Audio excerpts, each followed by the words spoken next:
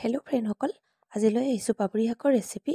আৰু এয়া মই বাবৰি শাক এমুঠি লৈ লৈছোঁ আৰু এইখিনি মই কণী দি ভাজিম। ইয়াৰ বাবে মই মিহি মিহিকৈ পিঁয়াজ এটা কাটি ল'লোঁ, আদা নহৰু পেষ্ট বনাই ল'লোঁ, জলকীয়া 4টা কাটি লৈছোঁ আৰু ধনিয়া অলপ কাটি লৈ লৈছোঁ আৰু টাৱাখনত তেল অলপ দি এয়া মিহি মিহিকৈ কাটি লোৱা পিঁয়াজখিনি মই দি লৈছোঁ। ইয়াতে মিঠি গুটি কেইটামান দি লৈছোঁ আৰু এইখিনি ভালদৰে লৰাই লৈছোঁ। ইয়াৰ পিছত জলকীয়া 4টা কাটি লোৱা এইখিনি দি লৈছোঁ, আদা নহৰু পেষ্টটোও দি লৈছোঁ।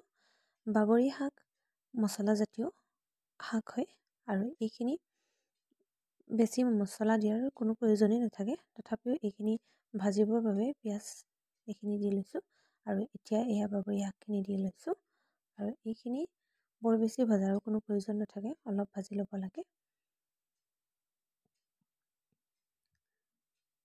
হালধি নিদিলেও কোনো কথা নাই, অপশ্যনেল হয়। মই কিন্তু অলপ দি লৈছোঁ আৰু জোখমতে নিমখ অলপ দি লৈছোঁ।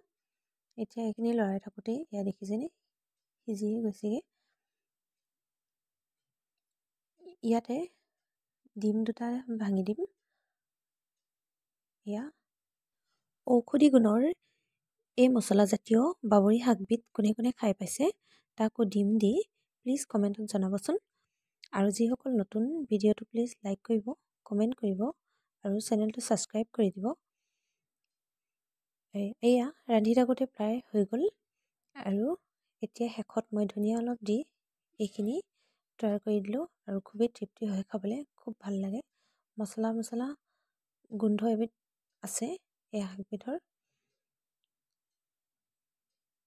পুনৰ এটা নতুন ৰেচিপি লৈ লগ পাম। আজিলৈ ধন্যবাদ, বাই বাই।